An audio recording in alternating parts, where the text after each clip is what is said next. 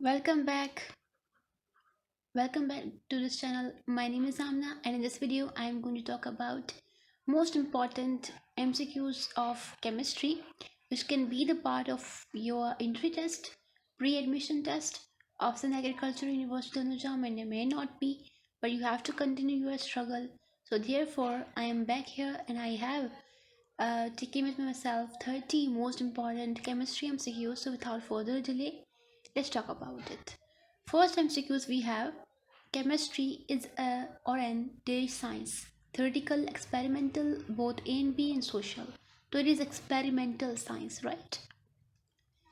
Chemistry is the study of, right? So we have certain options: properties of matter, composition of matter, changes in matter, whether all of these.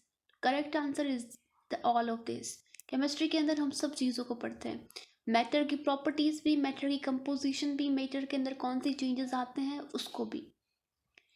The term chemistry is drive from a dash word alchemia. तो अल्केमिया देखने से ही Arabic word लगता है, तो जो chemistry है वो ड्राइव हुई है अरेबिक लफ्ज से, अरेबिक वर्ड से, अल्केमिया से.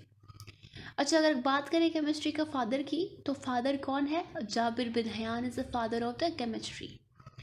All of the following are physical changes except. अच्छा, हम जब मैटर को पढ़ते हैं तो मैटर के अंदर कुछ फिजिकल चेंजेस आती हैं, उसको भी हम पढ़ते हैं, right?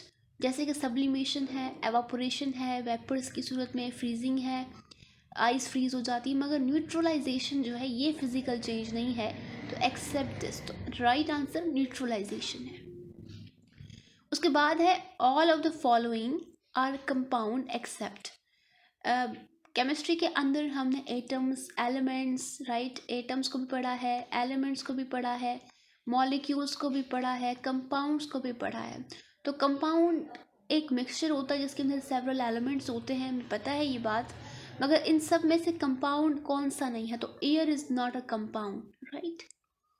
All of the following are mixtures except. सब मिक्सचर्स हैं जिसके अंदर जो है ना होमोजीनियस, हेट्रोजीनियस मिक्सचर शामिल होते हैं, मगर कौन सा मिक्सचर नहीं है? तो glucose is not a mixture at all. Dash is the father of the modern chemistry. Modern chemistry का फादर कौन सा है? तो रॉबर्ट बॉयल है.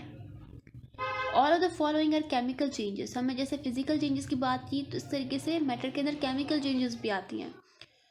तो केमिकल चेंजेस सब हैं मगर एक नहीं है. तो ये जो बॉइलिंग है, फ्रीजिंग है, मेल्टिंग है, ये जो है फिजिकल चेंजेस आती हैं. ये एक मैटर के अंदर, फिजिक्स के अंदर चेंज आता है, उसके अंदर उसकी शक्ल चेंज हो जाती है. जैसे कि अगर वाटर है तो वाटर या तो लिक्विड से, ठीक है, गैस की तरफ कन्वर्ट हो जाता है, या तो वो आइस हो जाता है.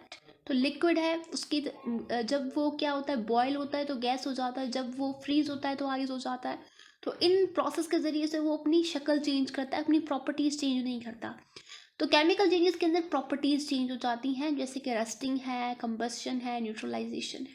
मगर मेल्टिंग जो है, it is not a chemical change, it is a physical change. तो correct answer is a melting. All contain all the atoms identical. अच्छा, ऐसे कौन सी चीज़ है जिसके अंदर सारे एटम्स जो है आइडेंटिकल होते हैं? जैसे अगर कार्बन है तो कार्बन के अंदर 6 एटम्स होते हैं, वो आइडेंटिकल होते हैं, एक दूसरे के सेम सिमिलर होते हैं, तो एलिमेंट होते हैं वो सारे. हाइड्रोजन है, हीलियम है, कार्बन है, नाइट्रोजन है, फॉस्फोरस है, सल्फर है. आपने पीरियोडिक टेबल तो देखी होगी, उसके अंदर सारे एलिमेंट्स होते हैं, उन सब के अंदर सिमिलर एटम्स होते हैं. जितने भी एटम हो मगर वो सारे के सारे सिमिलर होते हैं एक दूसरे के. विच of the following statement is correct. अब स्टेटमेंट्स को पढ़ना है, कौन सी हमें लगता है कि करेक्ट है, कौन सी गलत है. Atoms are the building block of the matter. Correct answer. Atoms combine to form molecule, ये भी ठीक है. तीसरी जगह पर पढ़ते हैं both A and B. Yes, both A and B is a correct answer. The smallest particle of an element which may or may not exist independently is called. वो एलिमेंट का सबसे छोटा सा पार्टिकल जो कि अकेला नहीं रह सकता है, उसको हम कहते हैं atom. The study of elements and their compounds, right, except those of the carbon is called. अच्छा, वो सारे के सारे कंपाउंड्स जिसके अंदर कार्बन शामिल नहीं होता, उनको हम इनऑर्गेनिक केमिस्ट्री के अंदर पढ़ते हैं. हम केमिस्ट्री के अंदर आपने सेकेंड ईयर के में पढ़ा होगा ऑर्गेनिक केमिस्ट्री, इनऑर्गेनिक केमिस्ट्री। तो इनऑर्गेनिक केमिस्ट्री के अंदर सारे एलिमेंट्स शामिल होते हैं, मगर उसके उन कंपाउंड्स के अंदर कार्बन शामिल नहीं होता, तो उनकी स्टडी अलग से होती है इनऑर्गेनिक केमिस्ट्री के अंदर। ऑर्गेनिक केमिस्ट्री के अंदर हाइड्रोकार्बन होते हैं, वो कंपाउंड्स जिसके अंदर हाइड्रोजन और कार्बन दोनों साथ हों, और derivatives of the hydrocarbon as well. तो both A and B is the correct answer.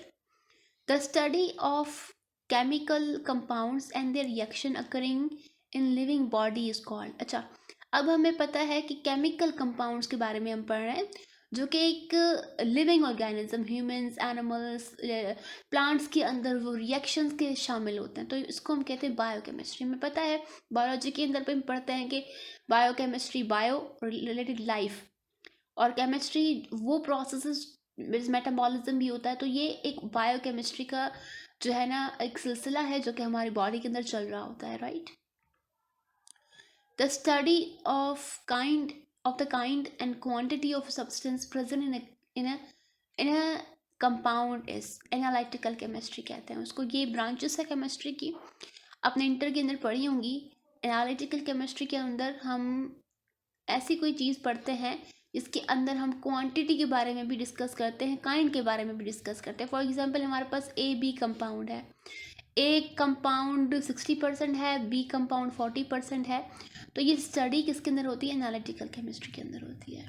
The study of forces and principles involve in the combination of atom is called physical chemistry.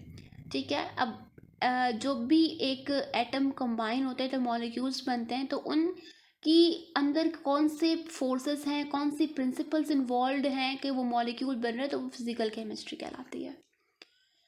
अच्छा, ये बहुत simple सा MCQs है, इसका answer आप ही दे दोगे, कोशिश करना है आपने देने की। The manufacture of synthetic products like glass, cement, paper is studied in the industrial chemistry. Which of the following has 3 significant numbers? तो द करेक्ट आंसर इज 3.00, क्योंकि अगर पॉइंट आता है तो उसके बाद जो भी नंबर्स होते हैं वो सिग्निफिकेंट हो जाते हैं, उनकी वैल्यू हो जाती है। अच्छा, इसके बाद है हमारे पास 410 contains dash significant zeros, so it is 2 significant zeros. अच्छा, इसको अगर हम राउंड ऑफ करें, ये हम आपने इंटर में पढ़ा होगा राउंड ऑफ का। यहाँ पे अगर 5 होता है तो उससे पहले की वैल्यू देखी जाती है कि उससे पहले जो है इवन है या ऑड है। तो यहाँ पे ऑड है, तो उसको अगर हम राउंड ऑफ करेंगे तो approximately according to this correct option जो हमारे पास होगा वो ये वाला होगा। Ions are produced when an atom gain electron, lose electron, both A and B. Which of the following quantities is that of basic or fundamental? कौन सी quantity जो है ना वो बहुत ज़रूरी है और फंडामेंटल भी है, लेंथ भी बहुत इंपॉर्टेंट है, mass, time, all of these. The empirical formula of nitric oxide, nitric acid का एम्पेरिकल फार्मूला, मॉलिक्यूलर फार्मूला, ये दोनों चीज़ें आपने पढ़ी होगी। अगर आपको उसके बारे में पता है तो आपने कमेंट के अंदर बताना है। तो इसका सही आंसर है HNO3। Avogadro's law govern this relationship, mass volume relationship. Matter is characterised by matter के अंदर क्या होता है? मास भी होता है, वॉल्यूम भी होता है, both A and B. Matter exists in dash physical states, 3 physical states. Which of the following have no definite shape किसके पास नहीं होती है? गैसेस और लिक्विड्स के पास नहीं होती है, तो एक्सेप्ट सी सॉलिड्स के पास होती है। The strongest attractive forces are present between the particles of solids. Atmospheric pressure is measured by the barometer. So it is enough for today. Thank you for watching this. आगे भी chemistry के MCQs की भी video बनाऊंगी इंशाल्लाह, and thank you for watching this.